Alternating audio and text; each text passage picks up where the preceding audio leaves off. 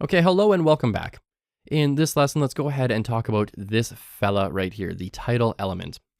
So in the last lesson, we created this page called Hello World, and I'm just going to delete this. And this is the page that we originally had, and it said document up there, right in that tab. So let's go ahead and refresh this, and we're going to see it just says the file name, and that matches the file name here. So hello_world.html, hello_world.html. Same thing. Not really elegant, not what your users are looking for, not search engine friendly.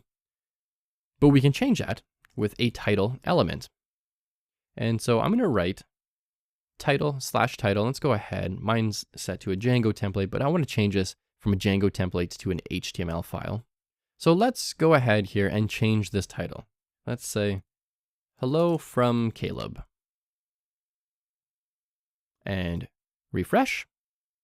And you can always refresh with Command R or I believe Control R. I'm just using Google Chrome, by the way. It doesn't really matter what browser you're using. But you can just reload the page and it says hello from Caleb. And you can change that at any point in time. We could say hello from Earth. You could do file save, or you can hit Control S or Command S, I believe it is. Yep, Command S on a Mac. I believe it's Control S on Windows. Just go ahead and save that file. Let's go back here, refresh this page. Hello from Earth. And so that's the title tag. Now, you should only ever have one title tag because it's only really ever used once. Having two title tags, your browser's not going to know which one to use, so just make sure you only have the one title tag.